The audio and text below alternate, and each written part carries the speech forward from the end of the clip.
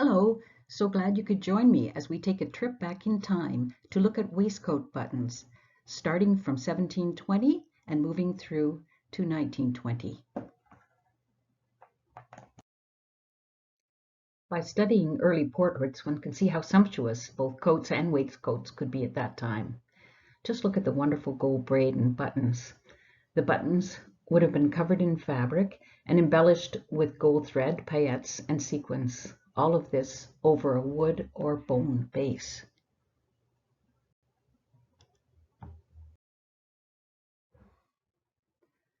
Most European cultures disapproved of male jewelry, but buttons allowed men to show off their wealth and status. They wore them in extravagant numbers on sleeves and trousers, as well as jackets and waistcoats. The National Button Society officially eliminated the waistcoat button from its classification system because it could not be clearly defined with complete accuracy. What I am showing you today are buttons found on men's waistcoats. By scouring the net, studying fashion text, and pairing findings with buttons found in the Shaughnessy collection, we are able to get an idea of just what buttons might have been seen on men's waistcoats.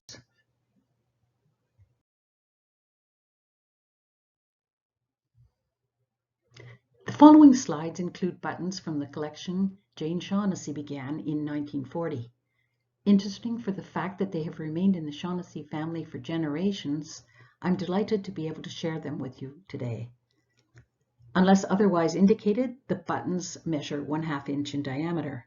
The largest diameter would be 1 inch with the smallest 3/8 of an inch. Only one button measures 1 1/4 inches. Many have sturdy, elongated shanks for better connecting 2 layers of heavy fabric. However, other shank types, including the rosette and glass pin shank, are known to be used on waistcoats.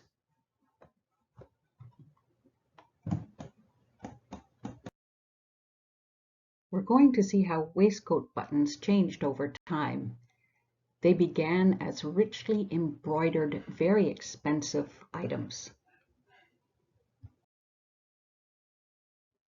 In the early part of the 18th century, the long waistcoats were covered in hand-embroidered whitework using white cotton or linen threads. Later in the century, there was more use of color. The silk or metal threads embroidered the waistcoat edges and pockets.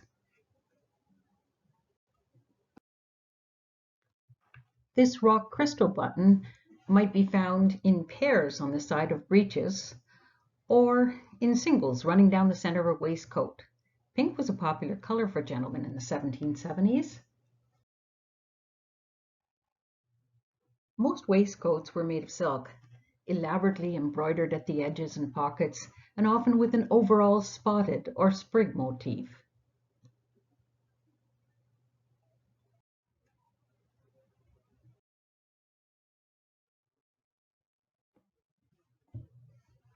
This is a fine museum example of a waistcoat dating to 1785.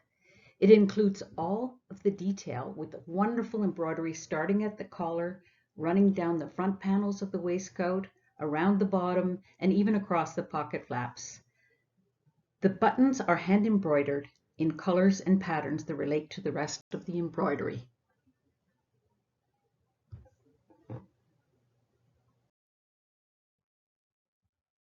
Another example from the same time period shows how the suit coat is left open deliberately according to the fashion of the day. This was in order to show off the contrasting waistcoat underneath and its buttons. These buttons on the coat itself are made of silk satin with foil, sequins, and metallic thread embroidery.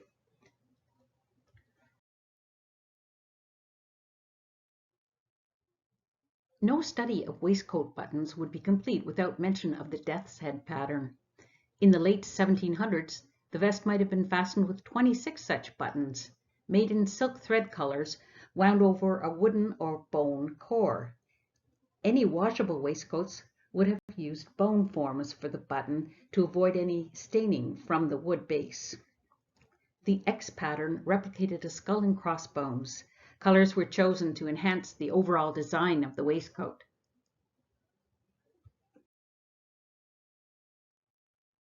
This is actually George Washington's uniform. It was made in 1789 by an Irish tailor who fought alongside him. Note the profusion of purely decorative buttons along the front panels of the coat, cuffs, and tails. The waistcoat buttons are gilt, while the coat buttons are gold-colored brass. I was able to find a similar non-gilt button in the Shaughnessy collection. Perhaps it was worn on a waistcoat here in Canada.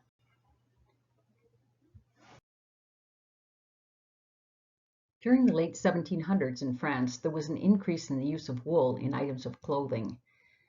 These subdued colors in brown, gray, dark green, blue, and black made a wonderful background for the brass and cut steel buttons of this period.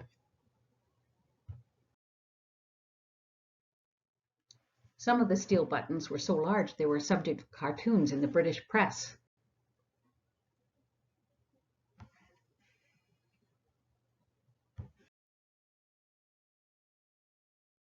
In an excerpt from the art journal, Rathbone states, "One shudders to think of the endless labor involved in cutting and polishing and fitting and riveting all the minute particles of steel, of which, in some cases, there would be over 100 in a single button, each particle containing goodness knows how many faucets." These buttons were designed to impress. Production of cut steel buttons began in the early 1600s and continued off and on until 1930. In the early days, cut steel was preferred by royalty, including the French Empress Josephine, who is reported to have had at least 2 sets of steel buttons. You're looking at a set of coat and waistcoat buttons made of paste set in silver gilt, dating to about 1805. This is a box set. The waistcoat buttons are smaller, 3/4 inch size, and the coat buttons are 1 1/4 inch.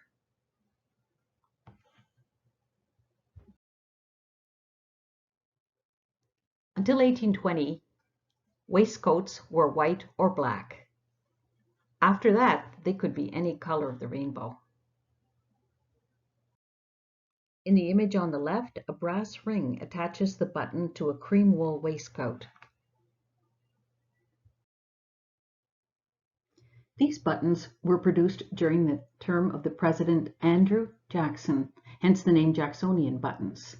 They have a unique rim which is designed to accommodate the buttonhole. They range in size from 1/2 inch to 3/4 inch. While researching these buttons, I was surprised to learn that Jackson was left orphaned at the young age of 14. His brother and his mother both succumbed to smallpox and cholera epidemics, respectively.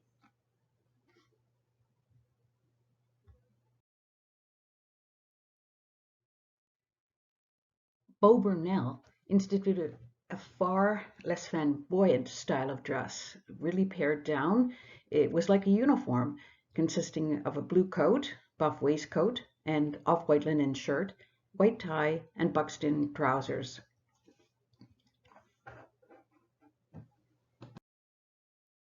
Here we have a Beau Brummel type uniform outfit, and on the right I've shown all the different buttons that might have been used on a waistcoat of this type.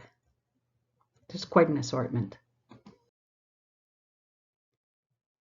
Shown are a few more larger buttons with a variety of clear or black center types and black or brass rims. You can never have enough variety in black, brass, and gilt. Many had floral motifs.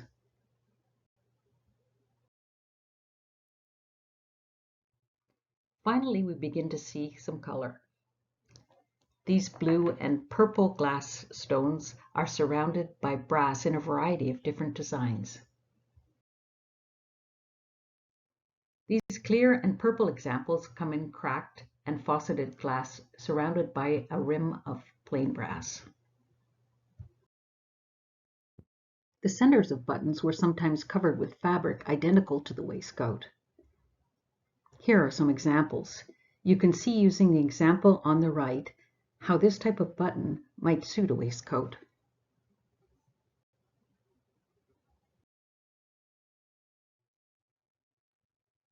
This purple and black vest dates to 1850.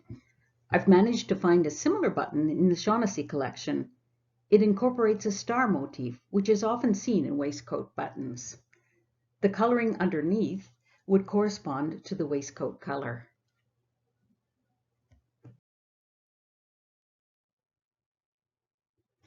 Featured are more brass and glass buttons with green, aubergine, and black glass set in decorative brass borders.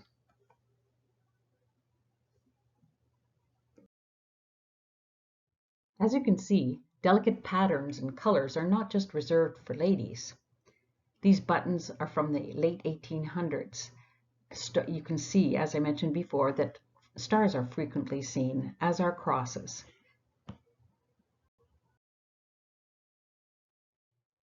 Let's not forget the inside of the vest. Often tailors would add a strip of leather to the inside in areas of heavy wear. A button securing the inside flap made everything fall neatly into place. Many lucrative tailors had their own buttons made up to advertise their brand.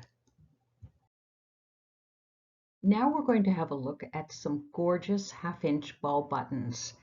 You can see in this image that there is a clip behind the shank which is meant to attach the button to the vest.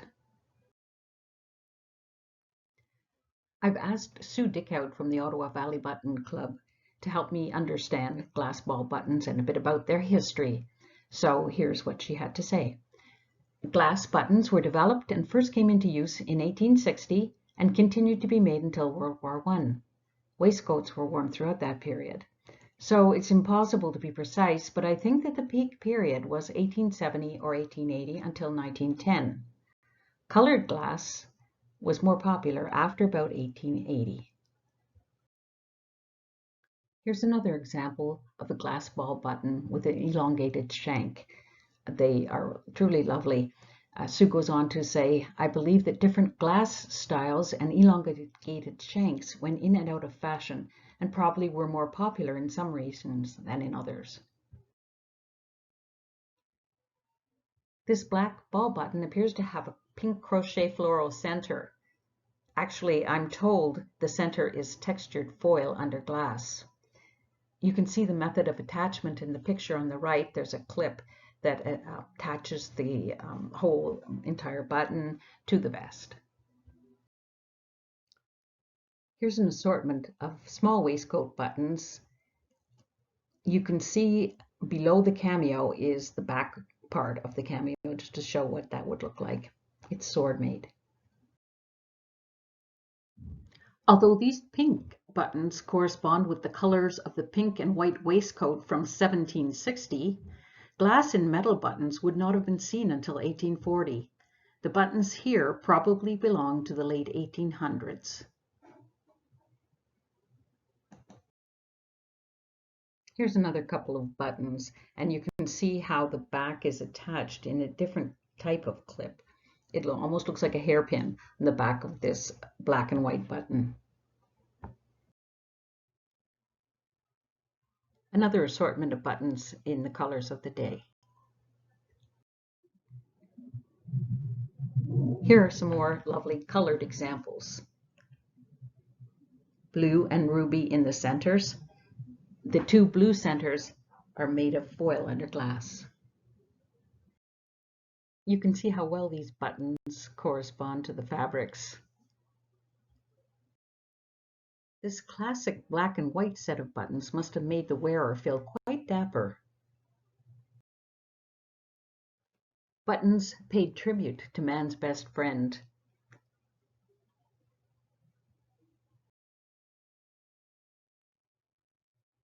These buttons relate well to the Tailor's Review of 1896.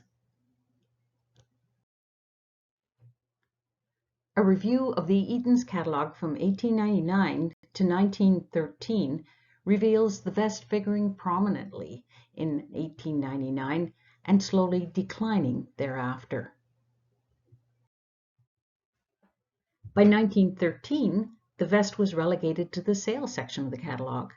The sole mention of buttons is in reference to the men's white duck vest, which includes detachable pearl buttons and sells for the modest price of $1.25. I couldn't have said it better than Ariella Hostetter of the Ottawa Valley Button Club. Although the waistcoat never completely goes out of style, a well-dressed gentleman in a bespoke suit would probably have worn a vest even in 1913.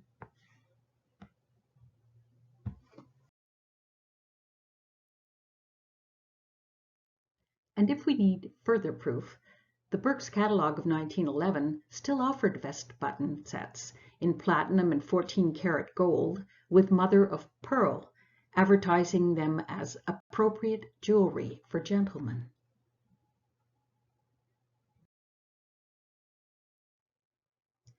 As a testament to the durability and popularity of the glass ball buttons, this vest was constructed in 1930 of navy wool, and the tailor used older black and gold glass ball buttons to run down the front panels of the garment in order to close it. Another great example of the recycling of buttons.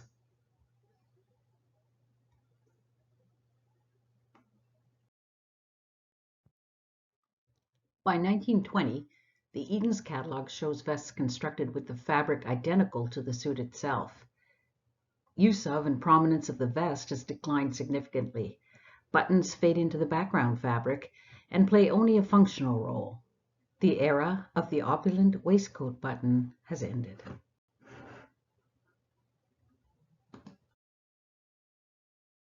And that concludes today's presentation. Thank you for watching. I hope you will be encouraged to explore your own examples of buttons on waistcoats.